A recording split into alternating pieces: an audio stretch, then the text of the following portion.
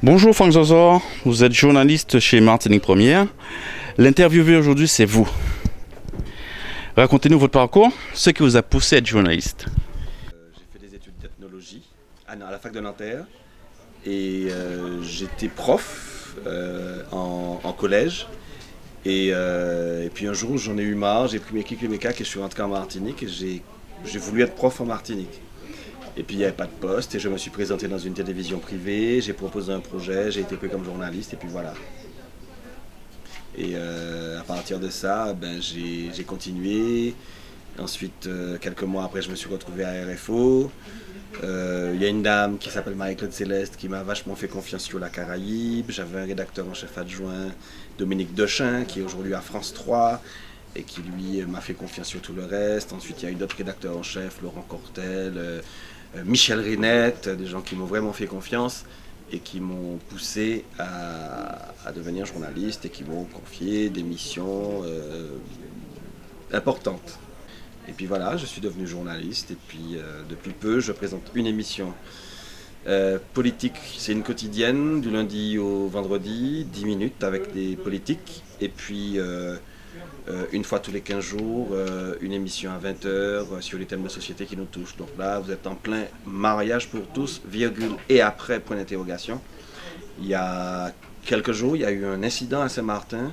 À la sortie d'un mariage pour tous, les mariés, deux hommes, se sont fait agresser par la foule et donc voilà, ça nous a un peu touchés et on s'est dit tiens, il faut qu'on réagisse là-dessus. On rencontre beaucoup de gens quand on est journaliste et le plus important dans ce métier-là, c'est qu'il faut savoir rester à sa place. On n'est pas, c'est pas parce qu'on est journaliste, on n'est pas acteur. On est là pour écouter les autres, pour écouter ce qu'ils disent. Et pour les mettre en valeur. On n'est pas là pour se mettre en valeur, on est là pour servir, on n'est pas là pour se servir. Et ce que je dis, c'est que moi je suis un ouvrier de l'information. L'objectif final, c'est de plaire aux téléspectateurs, donc il faut se mettre à sa place. Voilà. Tout est dans le relationnel, c'est-à-dire qu'il faut toujours avoir de très bonnes relations avec ses collègues et tout fonctionne une fois qu'on a de bonnes relations avec tout le monde met la main à la pâte, même si ce n'est pas dans les prérogatives de la personne, elle fait ce qu'il faut pour que ça fonctionne. Et on a une grande famille ici à Télé-Martinique, comme tu as pu le constater. On est en concurrence avec des chaînes nationales et il faut qu'on fasse aussi bien que ces chaînes-là, avec 100 000 fois moins de moyens. Voilà. Et on arrive à faire aussi bien qu'elles. Donc c'est Maurice qui a fait que je sois devenu journaliste, parce qu'on est du même quartier à Saint-Esprit. Et j'étais petit, je jouais au foot, et je vois un gars qui descend d'une voiture, et on me dit voilà, il est étudiant en France. Je dis ah bon, c'est possible ça d'aller étudier en France? Et puis après il est devenu journaliste, et pour beaucoup d'entre nous ça a été un exemple. Voilà. Franck, vous avez lancé 2 nouvelles émissions. L'entretien, émission politique, et Résonance, émission de société. Pouvez-vous nous en parler? Alain Petit, le rédacteur en chef, m'a demandé si je voulais bien présenter une émission de 10 minutes tous les soirs du lundi au vendredi qui s'appelle L'entretien. On reçoit un homme politique, mais la petite particularité en fait, c'est qu'on, dans les 10 minutes, on trouve le moyen de placer à peu près 1 minute, un peu moins, d'images d'archives où on mettra cette personne face à ce qu'elle a pu dire ou à, je sais pas, un de ses colistiers, de manière à pouvoir, non pas la mettre en difficulté, mais à clarifier un certain nombre de choses concernant des situations ou des décisions politiques. Tout ça, c'est très... on fait ça sur un ton assez poli, on n'est pas vindicatif, on n'est pas comme des pitbulls, on pose les vraies questions, mais de manière très polie, puis avec le sourire. Puis l'autre émission, c'est une émission 52 minutes à 20h, tous les 15 jours, où on parle de thèmes de société. Donc là, on aborde le mariage pour tous. La dernière fois, c'était la violence.